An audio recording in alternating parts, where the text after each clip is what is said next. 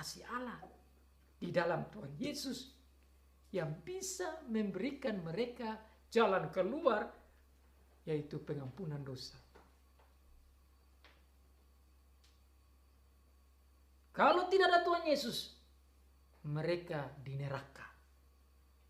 Kalau tidak ada Tuhan Yesus, mereka dihukum. Karena itu memang resikonya begitu. Dan mereka tahu itu.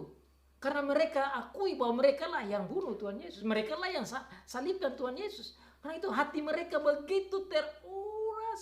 Hati mereka begitu sedih. Hati mereka begitu terharu dan tergoncang. Dan menjadi takut. Kenapa sih mereka dihukum? Tapi luar biasa jawaban Tuhan lewat Petrus. Kamu mendapat pengampunan. Wow. Your sins are forgiven because of Jesus. Tapi ayat seperti begini, saudara, bukan saja kepada orang-orang Yahudi waktu itu yang memang menghina, membunuh Tuhan Yesus. Tapi saudara dan saya juga. Karena saudara dan saya tidak bisa selamat dengan perbuatan baik kita. Tidak ada satu orang pun yang sempurna. Nabi-nabi, rasul-rasul juga tidak sempurna. Apalagi kita. Semua dari kita seperti Alkitab katakan, tidak ada satu manusia pun yang benar. Pembohong adanya manusia-manusia pembuat dosa. Saudara dan saya ini tidak sempurna. Adalah manusia berdosa yang membutuhkan Tuhan Yesus.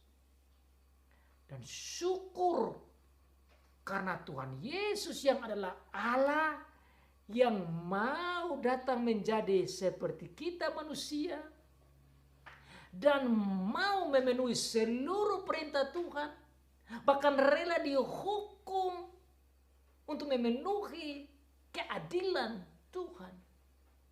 Di dalam Dia kita dibenarkan.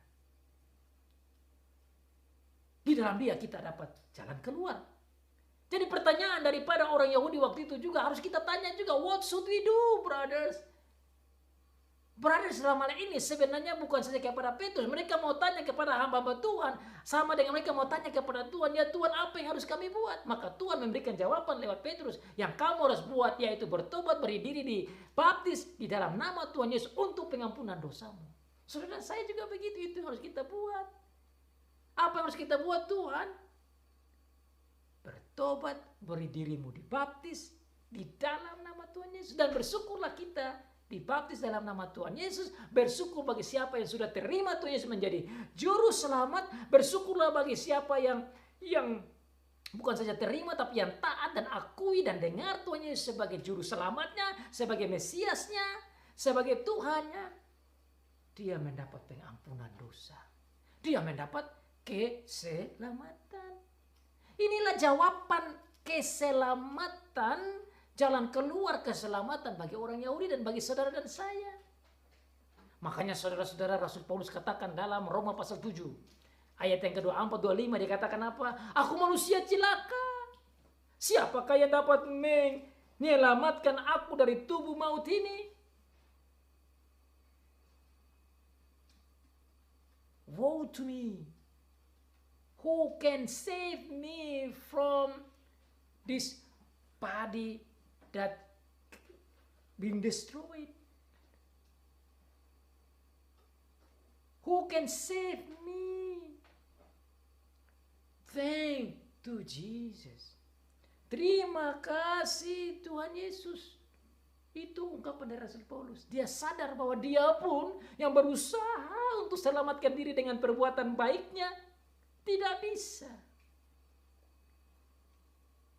Saudara dan saya apalagi?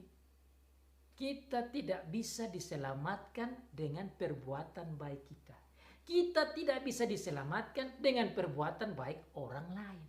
Kita hanya bisa diselamatkan dengan karya dari Tuhan Yesus. Itu saja. That is the only way for life. Makanya Tuhan Yesus bilang apa? Akulah jalan dan kebenaran dan hidup. I am the way and the truth and the life. Itulah dia. Dia saja yang bisa memberikan kita jalan. Dia saja yang bisa memberikan kita kebenaran. Dan Dia sajalah yang bisa memberikan kepada kita kehidupan kekal. Makanya saudara dan saya boleh bersuka cita oleh karena Dia. Oleh karena Tuhan Yesus itu. Makanya khotbah-khotbah yang harus disampaikan seperti ini harus khotbah tentang Dia. Harus khotbah tentang kebaikannya. Harus khotbah tentang kehebatannya. Harus khotbah tentang perbuatannya yang hebat. Harus khotbah tentang kesengsaraannya, kematiannya, kebangkitannya, kenaikannya, kekuasaannya, pemerintahannya, jalan keluarnya, keselamatan yang Dia berikan kepada kita. Itu yang disampaikan. Ini yang disampaikan oleh Rasul Petrus. Mereka dapat pengampunan dosa, mereka dapat jalan keluar, mereka tidak perlu ragu dan takut lagi, mereka boleh merasa terhibur karena pengampunan dosa dalam Tuhan Yesus Kristus yang disimbolkan dengan baptisan.